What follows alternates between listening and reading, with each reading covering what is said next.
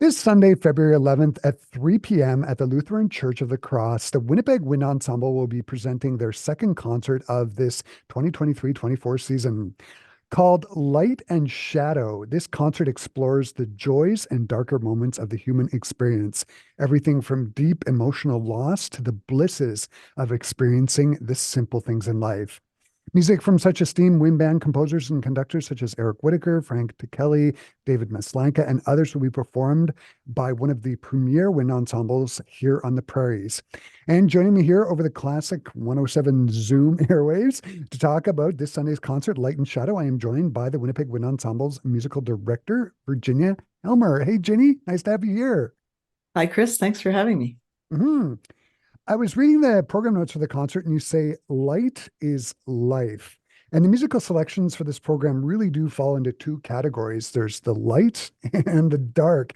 Which Mhm. came first, the chicken or the egg? Was it the musical selections that you wanted to play and then came up with the idea for the concert? Or did you come up with the idea for the concert and then pick the pieces?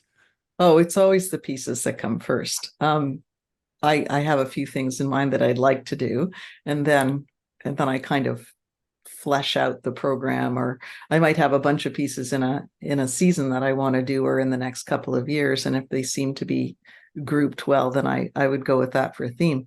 You also have to be careful with the theme that you don't end up with a lot of things that sound very similar. So Mm, uh, this was a little bit tricky because there are a lot of things we could have done with the idea of light, but depending on the composer, they would interpret that in either similar ways or radically different ways. There are two pieces on the program that have exactly the same title, although one is in Latin, and they're completely different pieces. So, yeah, they sure are. mhm. Um, for you as a conductor leading the ensemble, can you talk about some of the things that you need to think about when you're preparing the band for a concert like this? Like when you approach the podium on with weekly rehearsals, what are some of the things that you're thinking about? In terms of preparing the music or the music itself. Yeah, preparing the music, for the ensemble. Well, a balance of difficulty levels so that it's a reasonable chunk of work for us to bite off and chew. Uh, I try to get at sort of a big overview at the beginning, and then we dig into some technical issues with this group. Um, I think that the experience for the musicians, because they're all highly skilled and well-educated musicians, Mm, is not to treat them like cogs in the wheel, but to sort of bring a deeper understanding of each piece of music to the group itself, which I think they appreciate. So with something like Golden Light, it's a very complicated, and as a player, you might not necessarily realize everything that's going on all the time. So I try to bring that to the rehearsal as well, in addition to, the usual things to do with balance and matching note lengths and dynamics and mhm. phrasing, all of that stuff.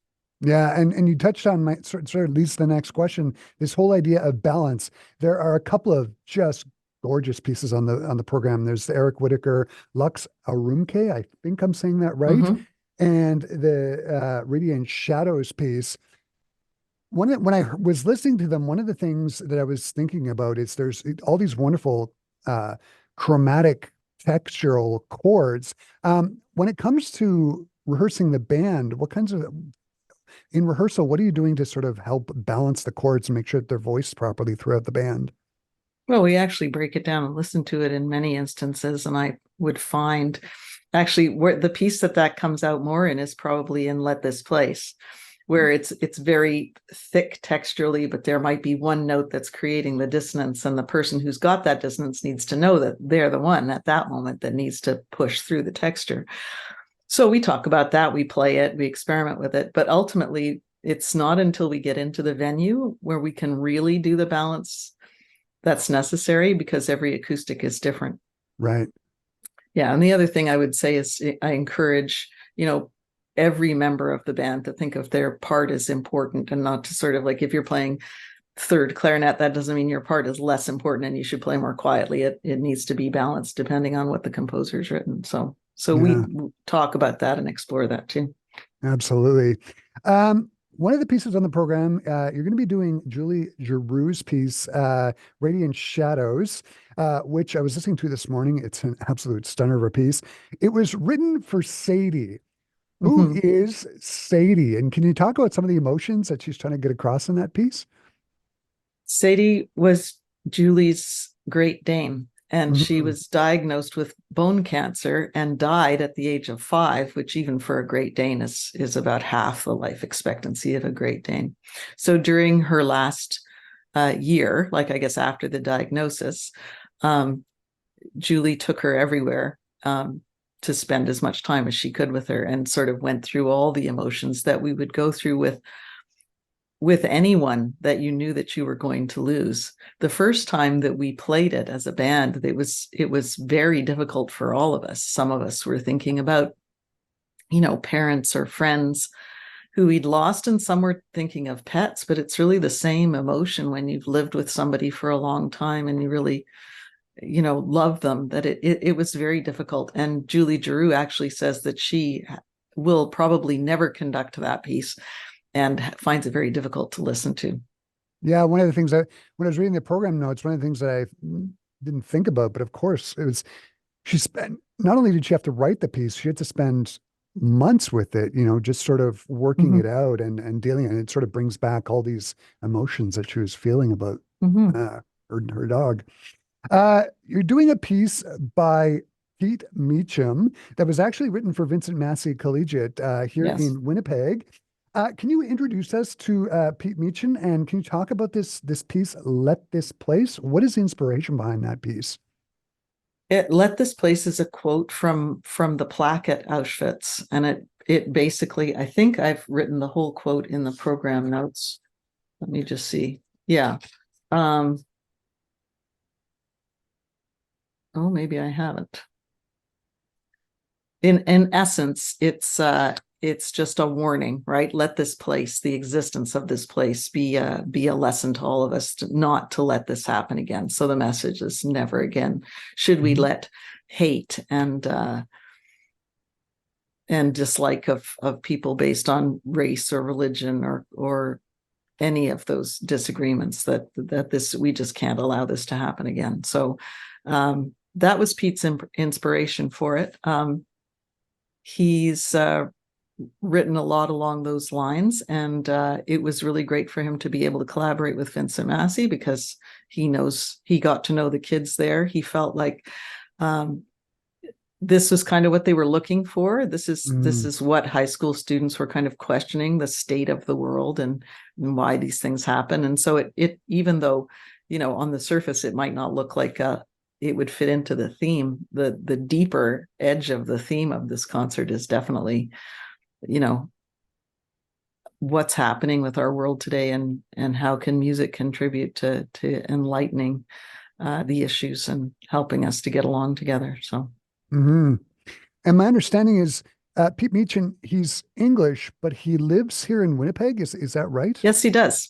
He actually Mhm. came to our rehearsal on Monday to listen to the band play and give us a few hints. So Fantastic. that's really great when you can collaborate with a composer like that. Mhm.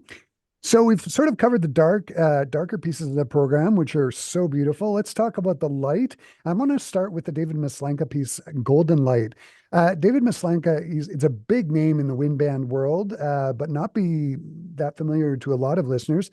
Can you talk about him a bit and the inspiration behind this piece, Golden Light? David Maslanka died in 2017. He lived in a variety of places. You're right, he's a big name in the wind band world, and he was an absolute genius. His music is always very complex and interesting on an intellectual level as well as on every other level, I would say. Hmm. Just a really deep thinker and a very accomplished composer. So the inspiration for Golden Light was a walk in the woods in North Manhattan. And he actually refers to a couple of things. He said, that feeling when you're walking a little bit too fast, and so you get a little bit lightheaded and euphoric. And I can kind of relate to that, because sometimes I walk too fast, and you can hear that in the music, because there's a lot of ostinato and a lot of things coming in and out and a lot of repetitive patterns. It's definitely reminiscent of African music and polyrhythms, and he also, as a person, was someone who participated in meditation practices and studied the shadow self of Carl Jung. So he definitely had that in his mind of, how you can examine your darker side. And so there are definitely moments in Golden Light where there are these crazy sounds where you think, oh, he's having a bad thought there as he walks through the woods. But or maybe it's just traffic noise. It's hard to say. And so we go from Golden Light to Light Gold, and this music of Eric Whitaker, his piece Lux Orunque. I actually know this piece is a choral piece. I program it for Simon all the time on his Sunday morning show. He was commissioned to arrange it for wind ensemble. How does it work for wind ensemble? Can you talk about that a bit? And also, my understanding is he had to change the climax of the piece when he was arranging it for wind ensemble. I don't know that he had to, but he did change it a little bit. It's not quite the same. It works really well for wind ensemble, but instead of having the change of mood or the change of context be a word, it has to be a color. So Right. the first word is lux, which is light, and that's repeated 4 times in the choral arrangement and is repeated 4 times in the wind ensemble arrangement by a similar group of instruments. And then the next word is kalida, which means warm. And so there's a different, he uses different instruments to get a different, to convey that just directly as opposed to sort of filtering it through language. So it works very well. Spectacular. I heard a performance of this Firefly piece. It's so great. There's a performance of it on YouTube. Where did you discover it? And from what I understand, the piece is inspired by the composer Ryan George's daughters, right? Mm-hmm. Mm-hmm. Well, I came across it as something that the university had done, University of Manitoba, and yes, inspired by his noticing one of his little girls who was seeing fireflies at night, and he had pointed out, look at that firefly, and she said something like, "That's not a firefly, that's Tinkerbell." And you can hear it all the way through the piece. It's very cinematic in its approach, and anybody who grew up listening to The Wonderful World of Disney, if I'm allowed to say that, Sure. never uses a direct quote, but there's a feel there that will resonate with people. That sort of the magical kingdom is alive and well in Firefly. Let's put it that way. Yeah, the piece really shimmers. And as a woodwind player, one of the Mm-hmm. things that really struck me is there's some great woodwind writing in Mm-hmm. that piece as well.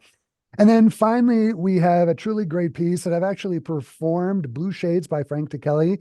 Can you talk about it? And blue here refers to 2 things. There's the color blue, but Mm-hmm. there's also blues as well. Can you talk about this piece a bit? Well, he talks about it in the program notes. Certainly, when he was writing it, he realized after a number of experiences he'd had that he just needed to write something that was inspired by jazz styles. But he's very clear that it's not a jazz piece. It sort of goes back and forth between a swing style and a more straight style. It's through composed, so it's a real journey. But you can hear all kinds of jazz influences all the way through it. There's an incredible clarinet solo that'll be played on Sunday by Colin Memel, and he does a fantastic job. And then there's a bit where it gets to be kind of nightclub sounding. The instruction is dirty. You're supposed to be playing it that way, and then it speeds up, and it just gets it's a very dynamic piece of music. There's a lot going on there. Yeah, and it's a real showpiece for Mm-hmm. every section of the band. Um, Jenny, the concert sounds fantastic. Where can people go to get tickets, and how much are they? We always just do tickets at the door, so they're $15 for everybody except students, and students get in for the rock bottom price of $5. So it's a real bargain. It's part of our mandate to really encourage students to come to our concerts. And we're at Lutheran Church of the Cross, which is on Arlington. Mm-hmm. Yeah. So tickets at the door, 3 o'clock on Sunday. Yeah. Perfect. Jenny, as always, it's just been so wonderful to talk to you about Sunday's concert. Thanks so much for taking the time to talk with me today.